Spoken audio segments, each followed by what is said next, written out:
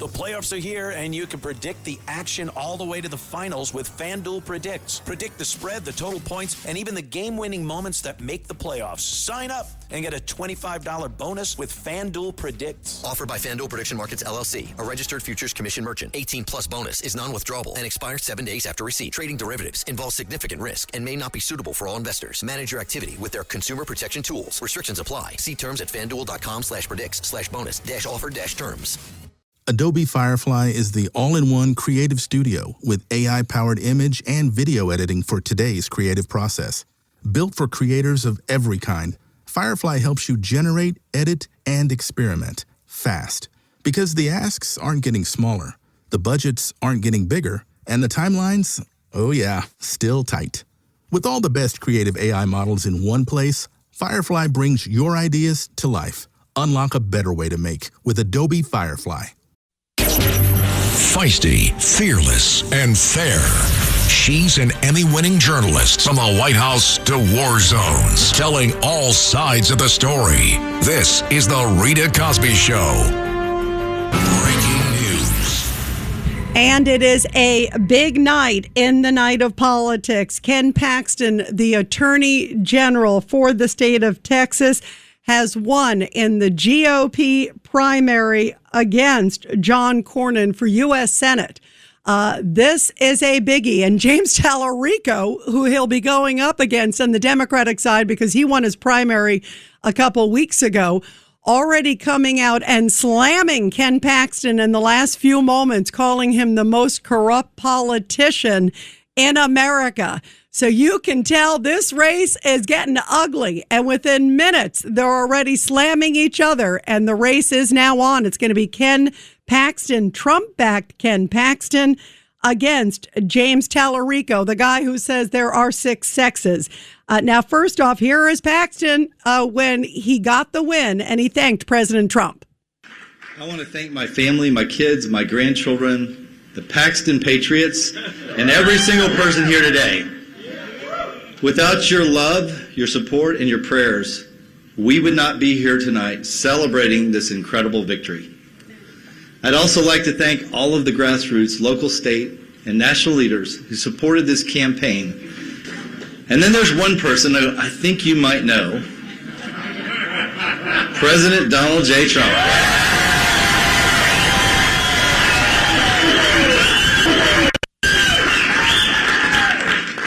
When everyone in Washington told him to abandon me and abandon the people of Texas, he didn't listen.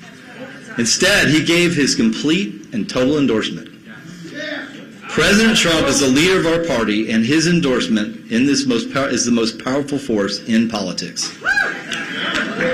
And I'm honored to have his support, and I look forward to working with him in the Senate to deliver for Texas.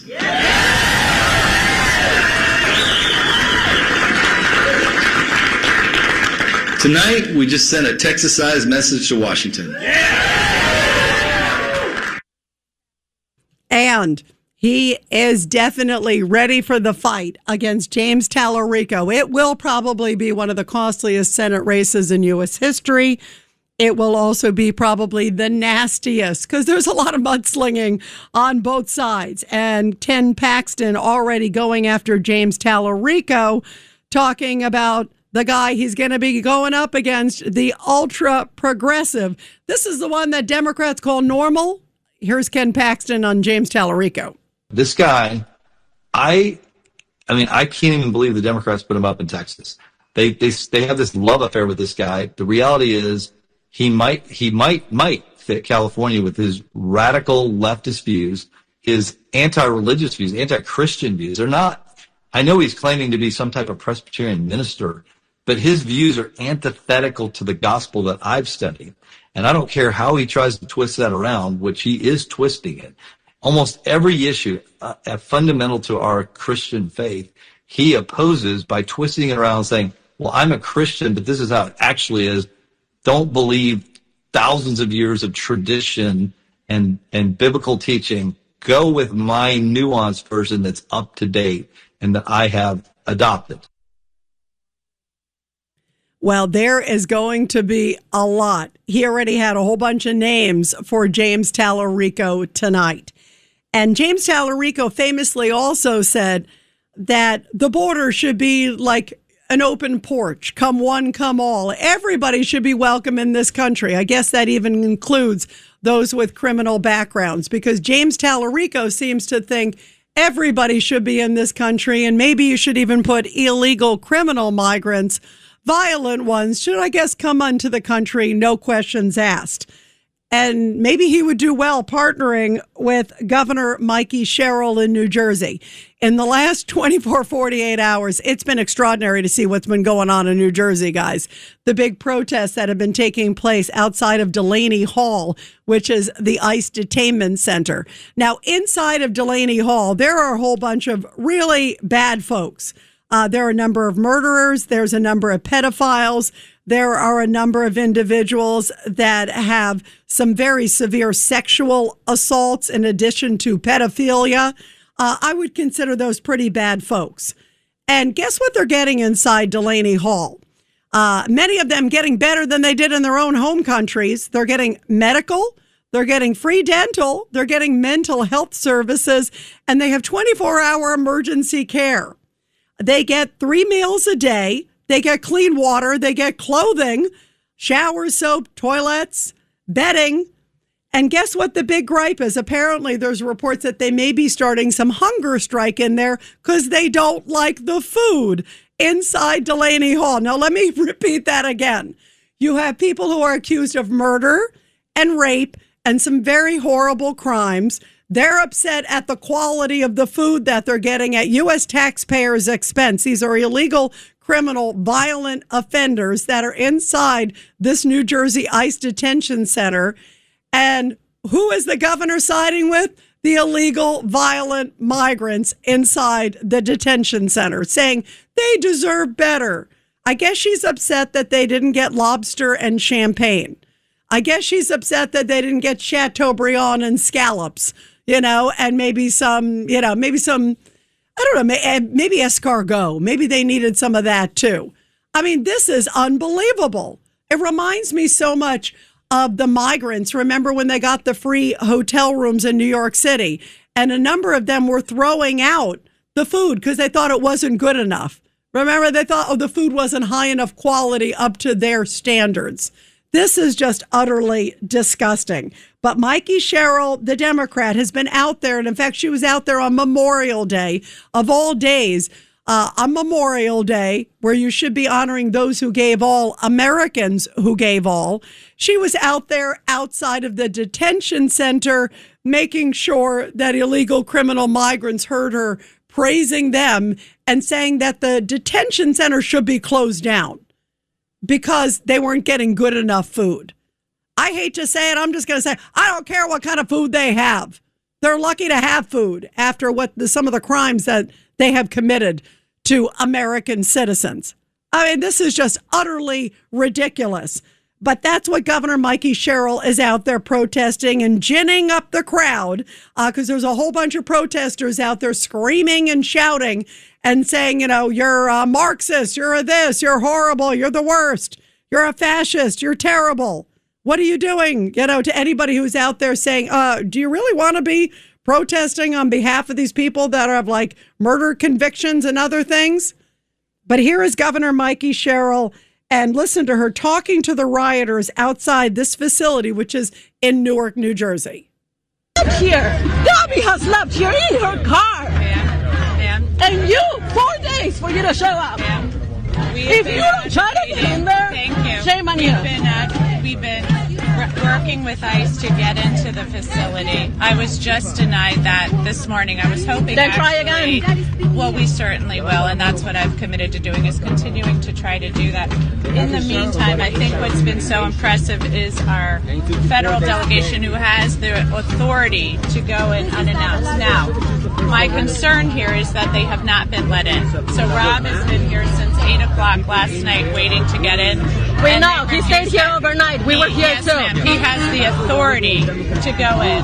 What we are also doing, and I think it's incredibly important, beyond advocating to go in myself, is making sure that we are working through the court system to block the other mass detention facility that they are working to open in Roxbury. And we've been successful there right now at freezing that, because I think you can see with what's going on here, these private detention facilities, which I have long opposed, are not treating people in the humane way we'd want.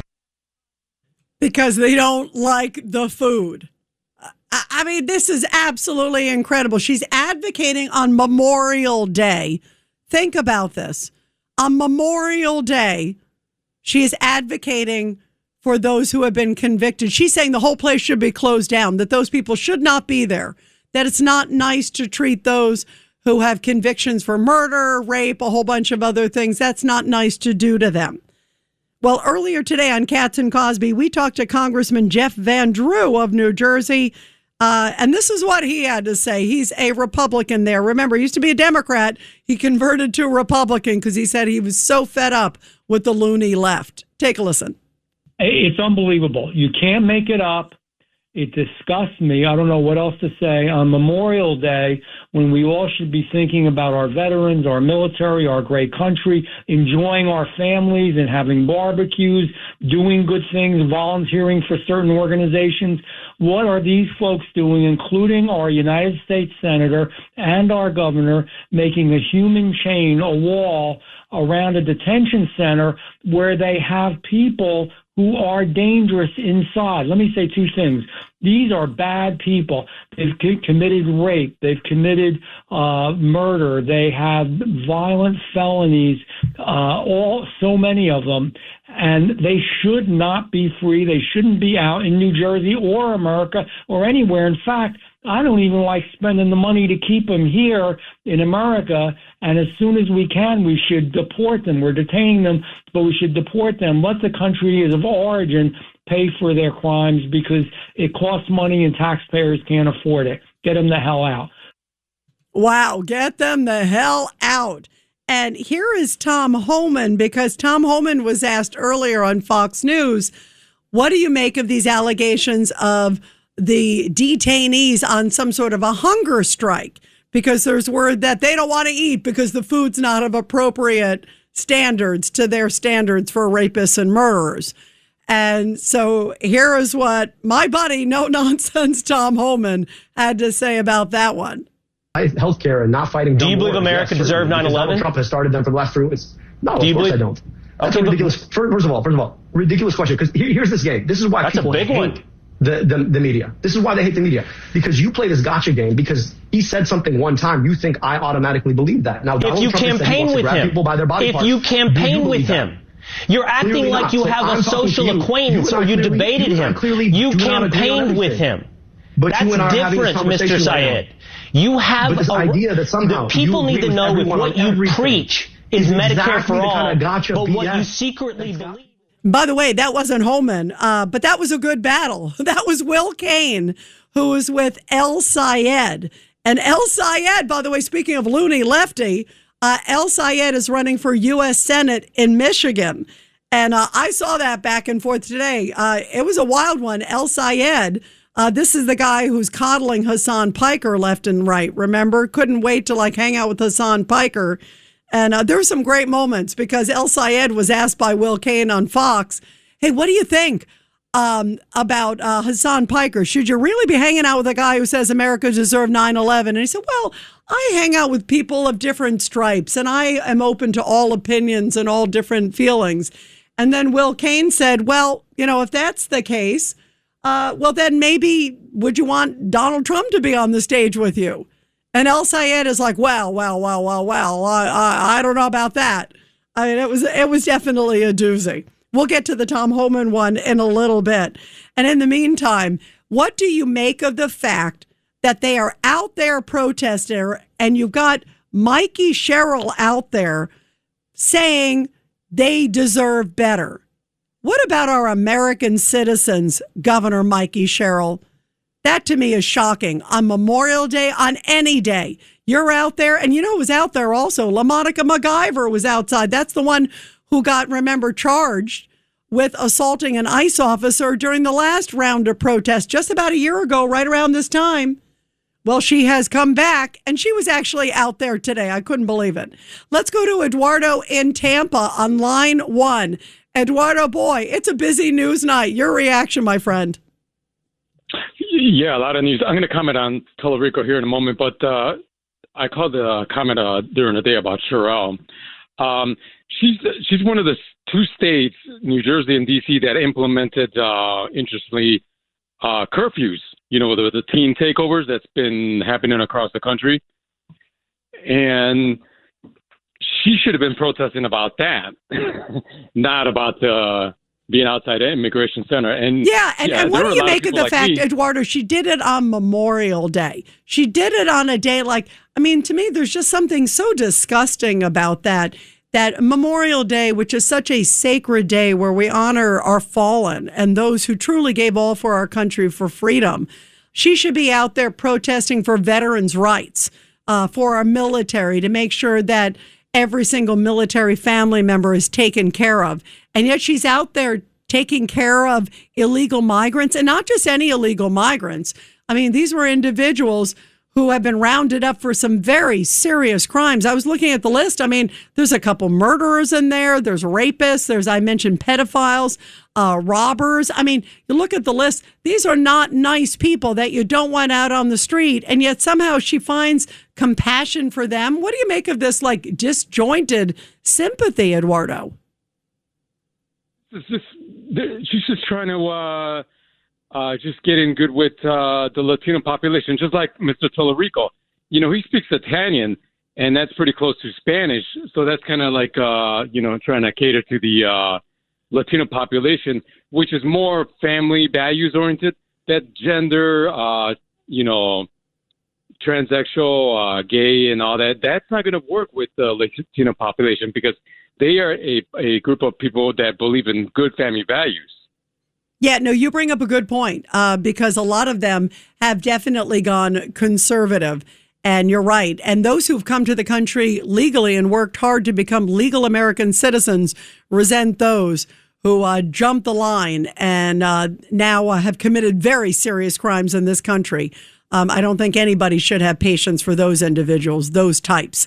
Thank you, Eduardo, so much. What a night, boy. 1-800-848-9222. Everybody, we will continue with the Rita Cosby Show when we come back. You're listening to the Rita Cosby Show.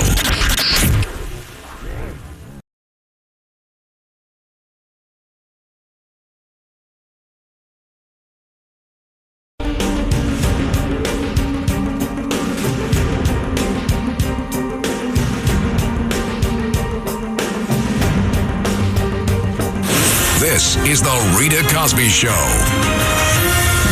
Larry, your thoughts tonight? Yes, I was very impressed with how Paxton, he's a very smart guy. I wish he wouldn't have said he's compromised because this guy, what he did such a right thing he was criticizing Talarico for twisting the gospel.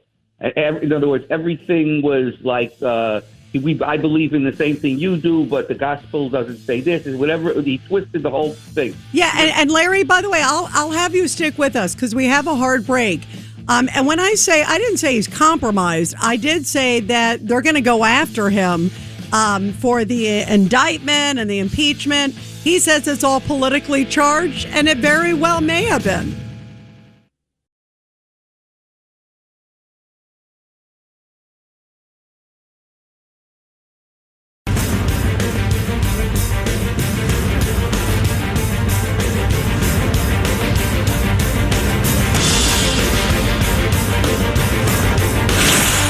Rita Cosby is on.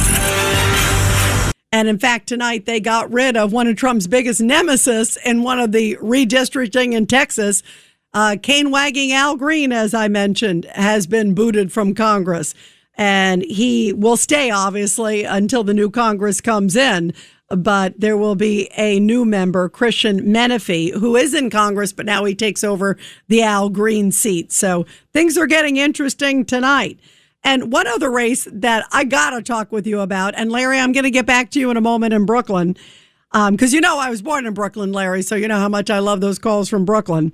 But Graham Plattner in Maine is just, this guy is really arrogant, defiant, anti-Semitic, and a whole bunch more all wrapped up into one.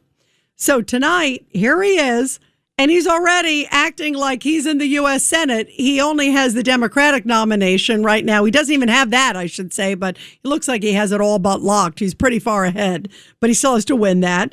That's coming up soon, but he's way ahead in the polls, believe it or not, even despite all the disgusting things he has said. But here is Graham Plattner, and he's already acting all big and bad going after President Trump. Listen to this guy.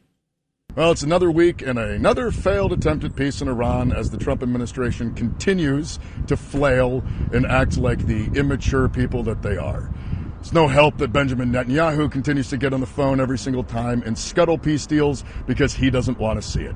Also doesn't help that oil companies continue to rake in billions in profits as this thing moves on and on and on, costing the American taxpayer billions of dollars every single day. All for a war that was started for no reason, and now we are at a point where our version of a peace deal is just getting back to where we were before it started. It's utterly insane. But we need to call upon Susan Collins and all Senate Republicans to rein in the Trump administration, force a war powers vote, and take away the power of this administration to continue to waste precious resources that should be spent here in the United States in this stupid war in Iran. That guy already is what? The Iran expert. And let's not forget, he has been bashing his fellow veterans. Really disgusting. He bashed Chris Kyle. He bashed Ted Daniels, who's a Purple Heart recipient. And he called him essentially dumb and said, it's amazing that the guy's alive. He should have been killed because he was such a bad shot when he was getting shot at by the Taliban. So Graham Plattner was approached by Fox News. They asked him and said, would you want to apologize? Do you want to take back that comment that you made about Ted Daniels not that long ago?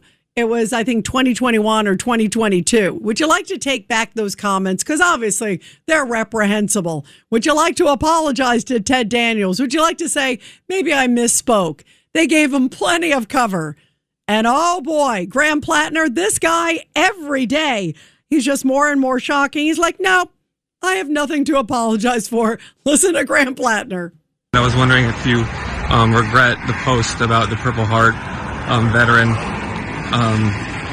If you think you need to apologize to him. What you would say to voters who might be upset by it. I did 4 tours of the infantry. Any attempt to say that I disrespect veterans is slanderous and offensive. Do you think you owe him an apology? Dude, do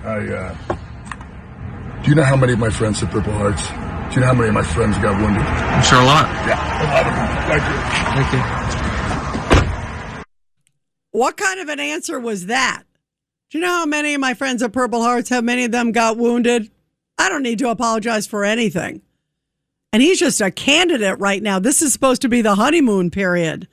This guy is big time trouble. Really, really bad. So bad that now even there's one other Democrat. I call it the second Democrat because the first one was John Fetterman, because he's the only one with a spine, it seems like, all the time in the Democratic Party. And remember, he came out and said that he found the comments by Graham Plattner just disgusting because he's very supportive of Israel. He just found them reprehensible. I'm talking about Fetterman against Graham Plattner. And now you got the second one, as I mentioned, Jake Auchincloss. He is a Democrat from Massachusetts. He's a Jewish American. And thank goodness now at least there's one other, and it's not from too far away, of course, from Maine, there with Massachusetts. And he says that this is unelectable, that this guy and his Nazi tattoo is so disgusting that he thinks it should not be even a race with this guy. I'm happy to hear there's 2. Now, there's a lot more Democrats, of course, in the House and Senate. So where are the hundreds of others of them? But now at least you got 2. It's almost half a hand if you count it on one hand. But here is Jake Auchincloss. Listen to what he said a little bit ago. It's making headlines because a Democrat finally with a spine. I find that tattoo and his commentary about it to be personally disqualifying. I hope Maine voters agree with me. I think that it would be a mistake for the Democratic Party to think that Graham Plattner's brand of the Democratic Party is what wins us durable majorities throughout this country. Wow. Massachusetts Congressman Jake Auchincloss, thank you so much for being with us. Appreciate it. You know what's kind of interesting about that? I think I actually want to play that again. What's interesting is the CNN host is like, okay, gotta go. Wait, oh, you find Graham Plattner unappealing? Oh, sorry, time's up. He should. If somebody had said that to me, I'd say, bravo, can you explain further? Especially if you're on CNN, you would think you'd go, whoa, whoa, whoa, whoa.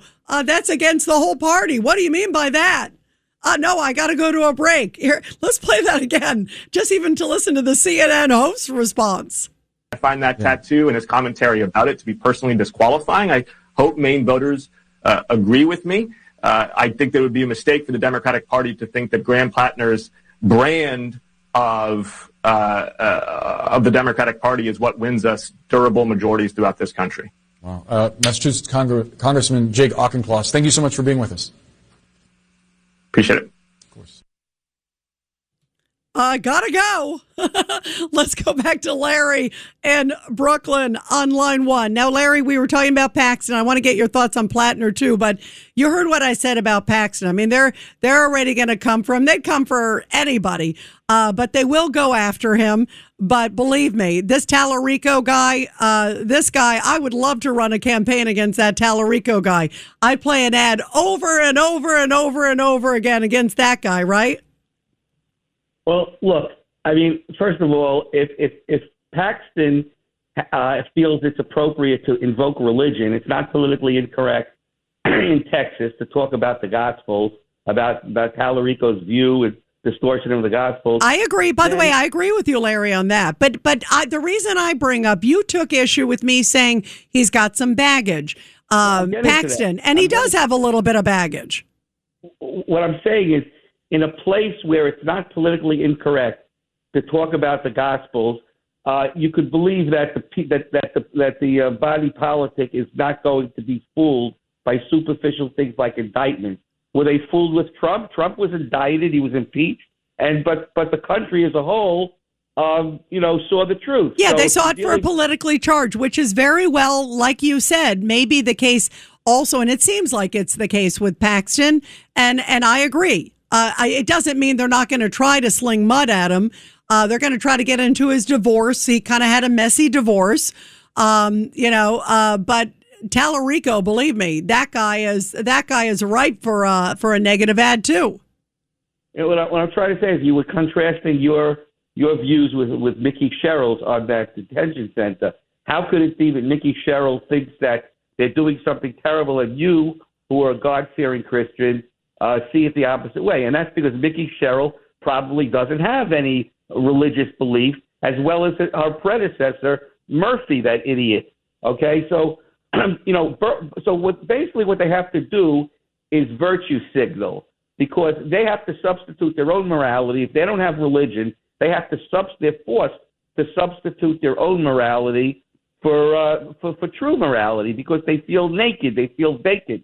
And that's what's behind Trump derangement syndrome, too. If you want to know the truth, people who hate Trump, they see him as a bastion of virtue, but they see themselves, he makes them look terrible. But they can't take it because he's so simple and banal. It's like Hannah Arendt wrote the book about Eichmann, The Banality of Evil. If somebody wrote a book about Trump, it would be The Banality of Virtue. They can't take his simple virtue because they have none of it. That's why. They can't take his candor either, Larry. For so many things that I think are pretty incredible about Trump. I mean, he is right out there. He says what he thinks, even though a lot of people in his cabinet go, "Oh, I can't believe he told everybody that," but he does. He speaks how he feels, and that's why he connects with so many Americans, because the average guy or gal out there in America finds it refreshing to have a guy who's not sort of talking in circles all the time and maybe talks like a real person and speaks like a real person. And what I also admire, Trump, love the media or hate him, he still takes their questions and he kind of enjoys the fight. I mean, he totally has transformed the presidency in so many ways. And you could tell he is still an enormous force. The fact that he endorsed Paxton and just did the endorsement a few days ago, and it absolutely was a game changer in the race tonight and made the win for Paxton. It shows that Trump is not just a president, but he truly is a force of nature. There's no doubt about it. Larry, thank you. Always great to hear from you, my friend. Thank you. Let's go to Jim in Boston. Line 5. Jim, your thoughts tonight. Rita, hi. How are you? Good. How you doing? Good. I wanted to talk about Graham's tattoo, which I've heard is Totenkopf. And it's been described as concentration camp guards. And I want to correct the record on that. Okay, so are you an expert on Nazi tattoos? So go ahead. I'm very, very well versed in the whole history. Totenkopf was the killers. They weren't involved in concentration camps. They were the 4 Einsatzgruppen that followed Army Group North, Center, and South. Prior to that, they were sent in behind the Wehrmacht in Poland to do ethnic cleansing and the destruction of the intellectuals, the communists, whoever, plus the Jews. So his choice of Totenkopf is the top evil of the evil. That's what I'm getting at. Yeah, no, very powerful. Jim, by the way, very, very powerful. You may know, Jim, my father was in Poland in World War II, and my father was a freedom fighter in World War II, Polish Catholic, but grew up right outside the Warsaw Ghetto. So it's really gut-punching to hear just the depth of that Totenkopf and what that means. And what do you make, Jim, when you hear that this guy says, "Oh, I didn't know what it meant. He had it on his body for many, many years." He claims that he got drunk with his buddies in the military in Croatia and happened to put it on. But I guess he happened to keep it. I think it's like 17 years, Jim. I mean, give me a break, right? You don't get, and if you look at the tattoo, I've not seen Graham Plattner up close, thank God. But I have seen him in the video, and it's a big old tattoo. So I find either he's being disingenuous or he's stupid. You don't have a big tattoo that looks like the size of an apple on your body and not know the background of it. And then only when he's come under fire, he's recently now trying to hide it. And he only did it, not even at the beginning. At the beginning, he dismissed it. And then he realized it was so vile and disgusting that it was going to hurt his political chances. Now he's starting to kind of, quote, hide it. But he's making no apologies for getting it. And he's making no apologies for slamming this Ted Daniels guy, who was a true American hero, a Purple Heart recipient. I hate to say it, the same guy who would go after Ted Daniels, the same guy who would go after American sniper Chris Kyle, the same guy who would say women who've been raped should act like adults and basically buck up, is, I guess, the same guy who would wear a Totenkopf that represents ethnic cleansing, the worst of the worst. What do you say to Graham Plattner tonight, Jim? He is what I call international socialist. It's a melange of National Socialism, some Marxism, but it's still very much of a race-based ideology. What is taking place in America is something that if you do history, you do it in the present tense.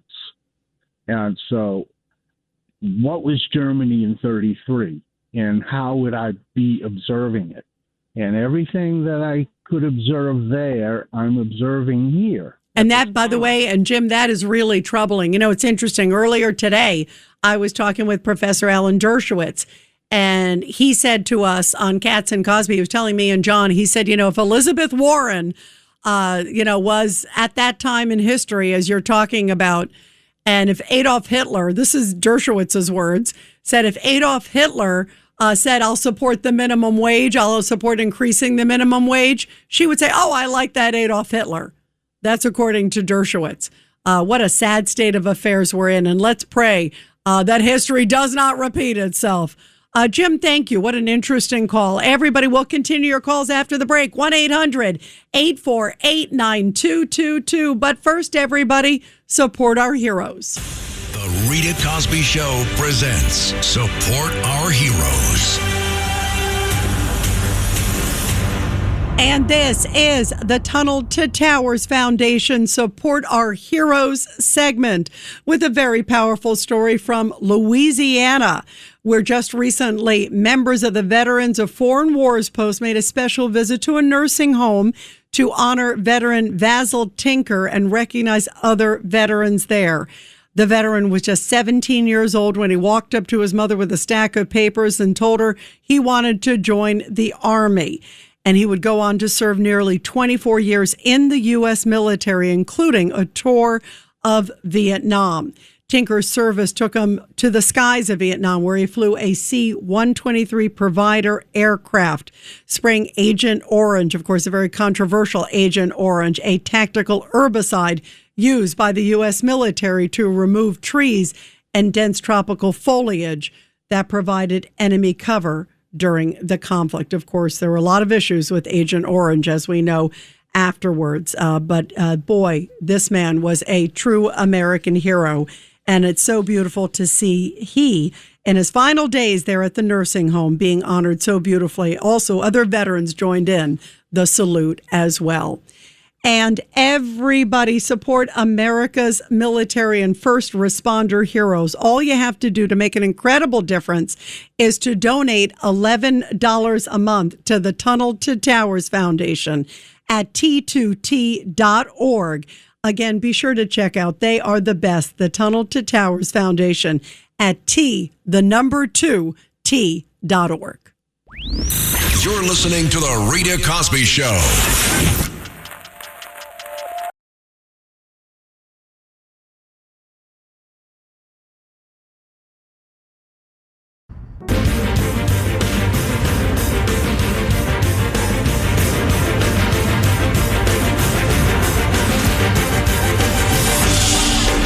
It's the Rita Cosby Show. Doing great. Now that I'm hearing from you, we're doing great. It's always good to hear from you, Teddy. Rita, I agree with you on a number of things, and I disagree with you. Rita, Trump, I support him entering the war with Iran and with his objectives. But Rita, he's failed with Ukraine. He's failed with Putin, okay? And now with Iran. Rita, I heard General Kane's Saturday with Larry Kudlow, and when Kane told Kudlow about a memorandum, Kudlow was aghast. He couldn't believe it. And Teddy, I just got to answer you. Sorry, because we're up against the hard break. You got to call back tomorrow, because this is definitely a very important discussion. But when I think of Ukraine, I think of Joe Biden watching the Russian troops on the other side of the border amassing, and him saying, "Don't." And Putin said, "I will." So that was a mess.